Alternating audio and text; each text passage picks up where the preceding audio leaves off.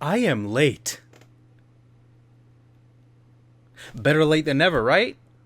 So we're continuing on with our climactic battle with the big bad Goku, Black, and Zamasu. Just like in the last episode, Vegeta was giving Black a pretty good pounding, and it seems now that Black is kind of on the ropes. Of course, it never lasts. Black exclaims that the reason Vegeta is able to beat him up now, he got stronger since their last confrontation, is because of anger. He used anger to get stronger. Black is like, oh, you mortals using, I guess, backwards or beneath him ways to do things.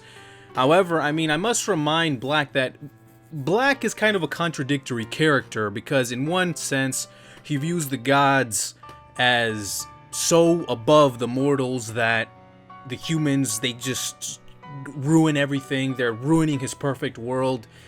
But at the same time, he needs a mortal's body in order to accomplish his goals.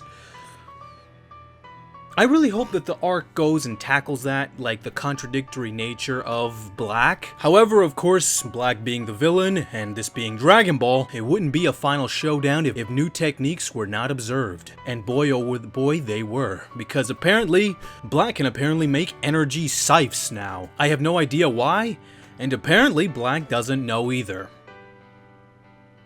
Who knows, maybe the writers don't know either as well. Because what proceeds is using this new scythe, he rips a hole in the sky, in space-time, in the dimensional fabric, in the plot? It really wasn't explained.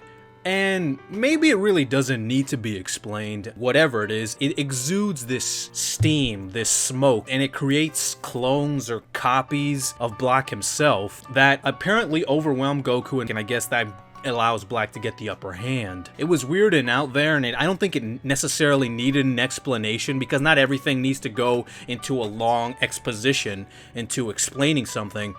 However, I would have been okay with that if for not one thing, because this rip, this pink rip and whatever, does affect the outcome of a little plot point later on in this episode. Because while Goku and Vegeta pinned down with these copy Goku Blacks, they wanted to go over and help out future Trunks in his fight against Goku Black, the real one. And apparently he wasn't able to do that in instant transmission to his position because the rip was somehow blocking his key sensing abilities. I don't know, it just seemed like a very inconvenient way to keep Goku and Vegeta apart from future Trunks, and that's just the way I saw it, as a plot device, not a very good one, and because for that reason, I felt that at the very least, the pink rip really needed to at least somewhat of an explanation as to what it is, and maybe the potential of its own abilities. Because it actually does affect the plot. Whatever, it's a one little thing. Back with future Trunks, Bulma, and Mai. Bulma, of course, is with the time machine, isn't able to repair it right away as things take time. However, they were able to glue the Mafuba jar back together, so apparently that's the plan. And I guess Bulma has a weird little scheme of her own because she apparently tries to seduce Zamasu. I don't know why she thought that was going to work. I mean, Zamasu is a guy who doesn't like mortals unless they're super powerful, strong men. But apparently it was enough motivation for Trunks to use the Mafuba on Zamasu. And apparently the way he learned how to do this is by watching a video of Piccolo doing it on Bulma's cell phone. Okay, I mean, I don't think I have too much of a problem with that. That part is a little bit stretched, although I think it's okay. The part I do have a problem with, however, is later on when Trunks actually does the Mafuba and seals Zamasu in the jar, or I guess he really doesn't seal him because they forgot the seal, which I think I also have a problem with that because we already went through this. One of the previous times they came back, they forgot the sensu beans.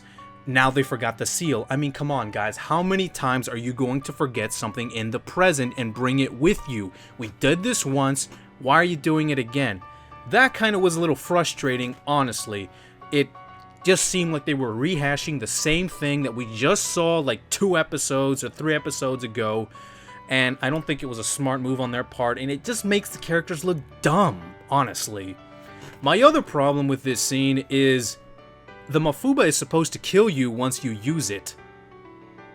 And, I mean, Look, I get it. Dragon Ball Super, look, Dragon Ball Super has been bending Dragon Ball rules, not exactly breaking them, but it's been bending Dragon Ball rules and sometimes breaking them, but whatever. I can accept it sometimes, and sometimes I let it slide. However, sometimes I just can't. There is a limit, and this is one of those times where I just am, you know what, a little explanation would have went a long way. A little explanation to, oh, well, Trunks is just so much more powerful that he can't die from a technique like the Mafuba, but completely leaving it out just makes this look like very lazy writing. I have so many other things to say about this scene that I'll probably leave it up to another video. But anyway, because our heroes were completely stupid and forgot the seal, something they needed for the second time, Zamasu was able to escape. And for the first time, the immortal Zamasu felt a sense of vulnerability, that he was very close to being done for. And I really truly like this aspect, because the future Zamasu throughout the whole of this arc and all the conflicts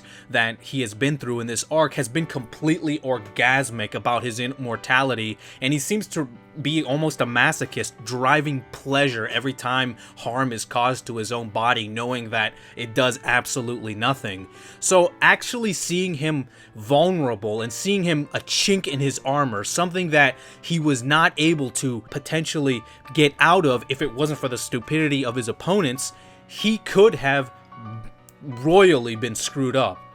I like that scene, and I like that they took the time to actually delve into it, and of course this causes Black to panic and go to his aid. And of course this leads to the biggest thing in this episode that everyone lost their shit about, which was the fusion. The fusion between Black and Zamasu. I almost felt that this fusion was kind of inevitable. I mean, they both had the Potaro earrings, so obviously if they were going to go up against the ropes, the only logical route to really take is for them to fuse. I mean, it would be kind of stupid of them not to fuse if they're running into a wall. So the design of this fusion Zamasu is just Zamasu with Super Saiyan white hair, which, I mean, I guess I can be okay with. It's really just Zamasu, which honestly does make sense for the character since he essentially fused with himself. But that's where the episode ends, of course, because there was no way they're going to show off that fusion in this episode. They're going to make us wait for the next one. But oh well. Overall, I honestly thought this episode was a little meh. I didn't like the Mafuba parts. I didn't like that the whole rip in dimensional time or whatever wasn't explained because it did affect something later on with Goku's instant transmission. However, I did like Zamasu feeling vulnerable, and so the fight between Vegeta and Black at the beginning was nice. I'll admit though, it did get a little dull when seeing Vegeta and Goku fighting against these copy Goku Blacks. It wasn't really riveting. So this episode honestly was a bit down from the last one, but oh well. I mean, they're all not gonna be winners, right? It wasn't the most terrible episode I've seen, but it really wasn't. I can't really call this one a great one either. But anyway, guys, those were my thoughts on this episode, and if you like this review, please subscribe to the channel because I will be bringing you more reviews of the Dragon Ball Super episodes like this one. But until next time, guys, I'm Blackenfist, and as always, I'll be out, man.